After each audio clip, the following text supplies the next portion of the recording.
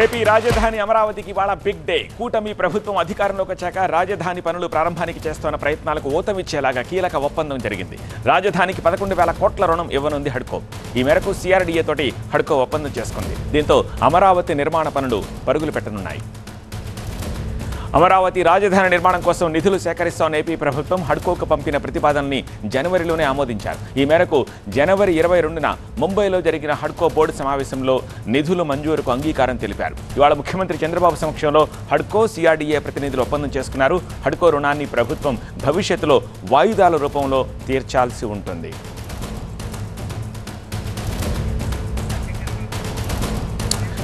మరింత సమాచారం మా ప్రతినిధి ఈశ్వర్ అందిస్తారు. ఈశ్వర్, ఒప్పందంలోని కీలక అంశాలేంటి? ఒప్పందంలో కీలక అంశాలు అమరావతి నిర్మాణానికి సంబంధించి ఇప్పటికే మీతో పని చేసినందుకు చాలా సంతోషంగా ఉంది. మీరే బెస్ట్ బాస్. ఇప్పటి వరకు మేనేజర్గా ఉన్నాను, ఇప్పుడు బాస్ అవుతాను. ఎలా? బాస్ వాలా బాస్ వాలా బీ ద బాస్.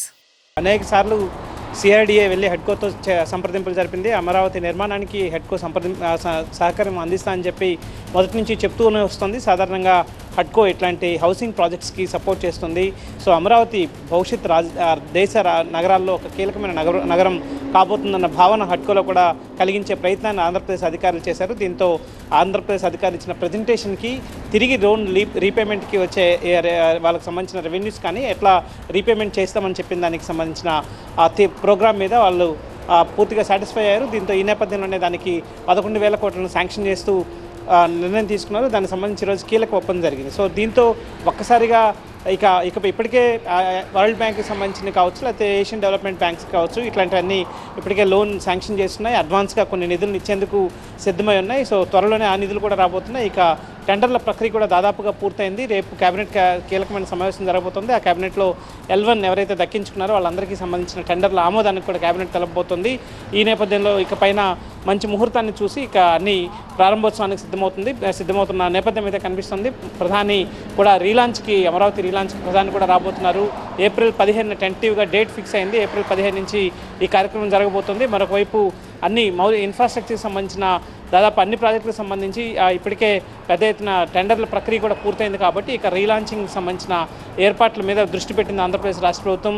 నిన్న ఇందులో భాగంగానే శ్రీనివాస కళ్యాణాన్ని కూడా భారీ ఎత్తున నిర్వహించింది. ఎందుకంటే మొదట దేవుని కార్యక్రమాన్ని చేసి ఆ తర్వాత ముందుకు వెళ్తే అన్ని శుభ ఫలితాలు కలుగుతాయన్న భావంతో అట్లాంటి ఒక గొప్ప కార్యక్రమాన్ని నిర్వహించింది. దాదాపుగా రాజధాని ప్రాంత రైతులతో పాటు కృష్ణా, గుంటూరు జిల్లాల నుంచి పెద్ద ఎత్తున రైతులు కావచ్చు, స్థానికంగా ప్రజలందరూ తరలి వచ్చిన నేపథ్యం నిన్న కనిపించింది. ఆ ప్రాంతంలో వేద ఘోషతో పెద్ద ఎత్తున రాజధాని ముందుకు పోబోతుందన్న సంకేతాన్ని ఇచ్చే ప్రయత్నం గట్టిగా ఆంధ్రప్రదేశ్ రాష్ట్ర ప్రభుత్వం చేస్తున్న నేపథ్యం కనిపిస్తుంది. మరొకవైపు ఇప్పటికే వీటికి సంబంధించి టెండర్ల ప్రక్రియ పూర్తి కావడంతో మొదట వాటిని ఏ రకంగా ముందుకు తీసుకెళ్ళాలి, మొదట చేపట్టాల్సిన నిర్మాణాలు ఏంటి, ఎందుకంటే ఇప్పటికే గతంలో నిర్మించిన నిర్మాణాల్లో దాదాపు 80-90% పూర్తి చేసుకున్న నిర్మాణాలు చాలా ఉన్నాయి.